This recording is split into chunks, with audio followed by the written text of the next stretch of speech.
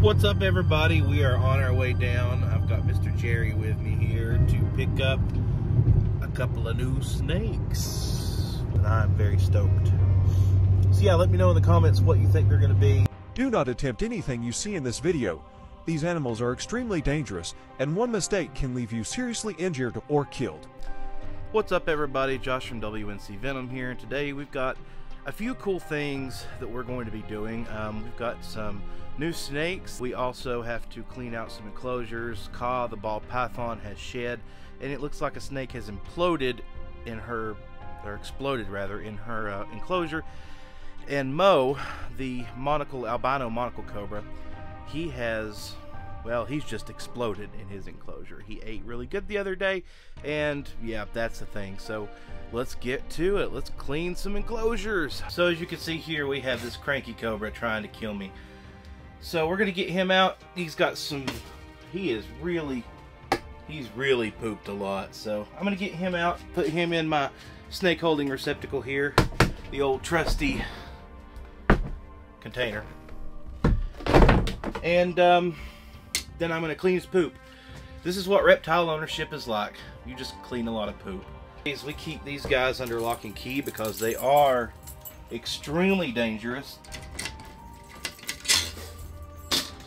And as you can see, he is just super spicy today. Now,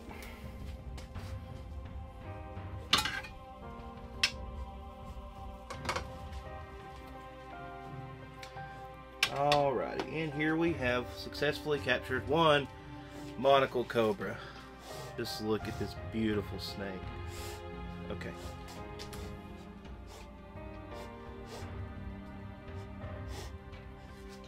Wow. What an incredible guy. What an incredible guy he is.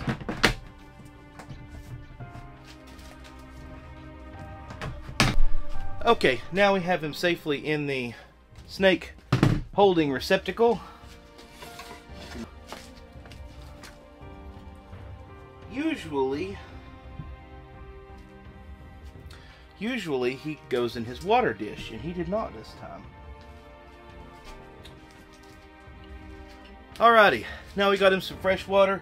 We've got his enclosure cleaned out, got all the poop out of there, because it was, gosh, it was gross. It smelled so bad in here. Now, let's get the glass in and get him back in his enclosure. And let's get out this cobra. Always use your tools to open the container, because you don't know where that head's going to be unless you can see into it, and I can't see into this one. And I'm glad I did, because his head was right here. Yeah, buddies. Hello, Mo.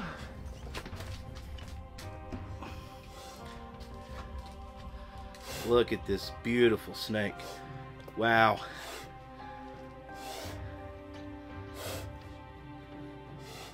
What an incredible animal. Woo! Woo hoo hoo. Okay, let's put you up. Back in your house. There you go. Go there. Okay. And always use tools to close these enclosures. Always. There we go. Now, fresh water, clean enclosure. One healthy, happy cobra. Now that he is all clean, we will get him locked and secured.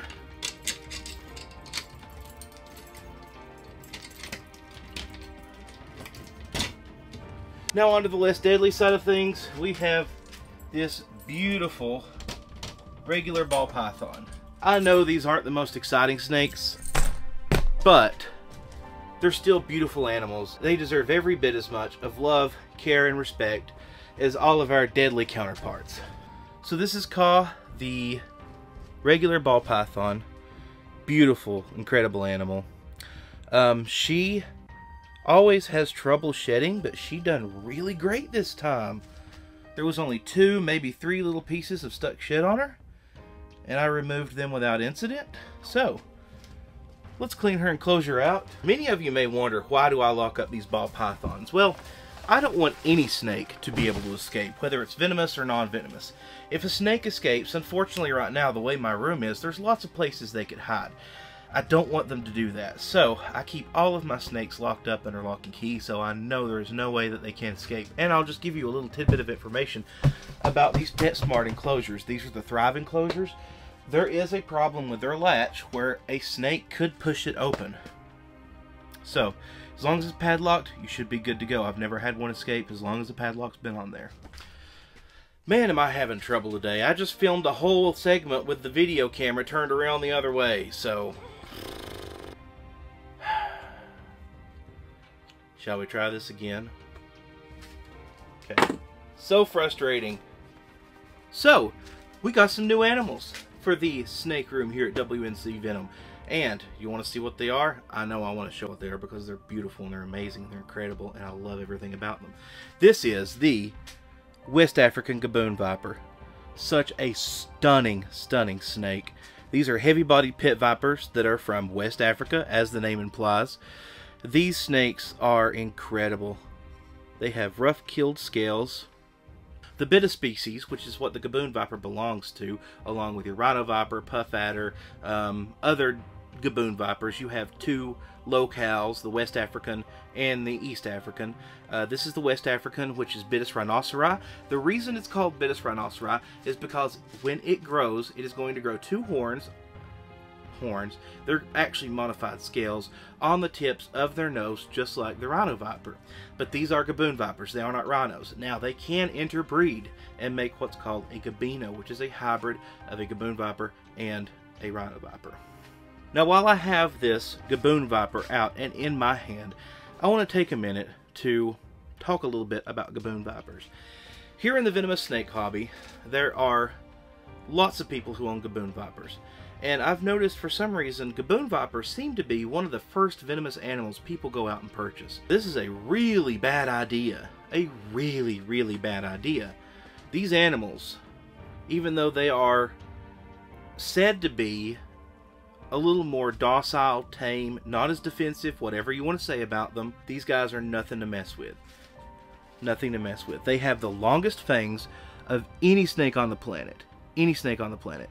They also can deliver one of the highest venom yields. If these snakes are nothing to play with, always use protective gear, always use hooks, always use tools when you handle or work with these snakes. Never ever put yourself in a situation where you could potentially take a bite from one of these beautiful animals. These animals want nothing to do with us.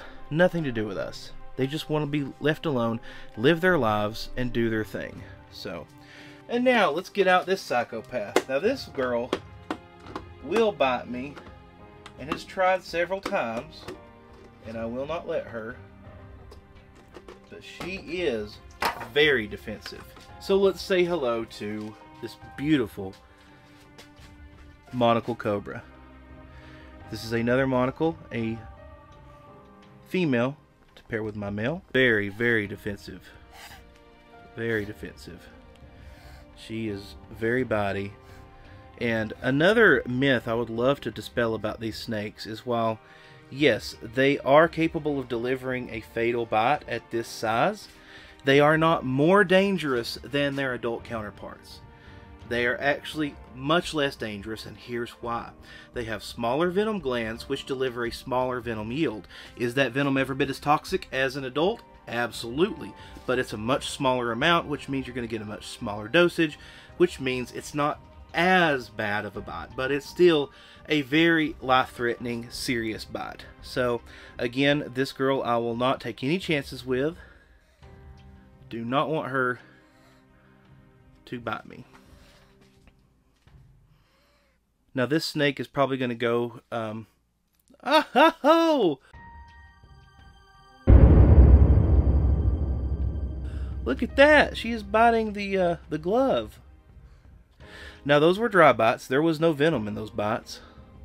That does not... See? And again, that is just proof right there. They can control the venom that they disperse. They can control whether they envenomate or not at this age. And she did. She controlled. She did not envenomate this glove. But she does not like that pinky for some reason.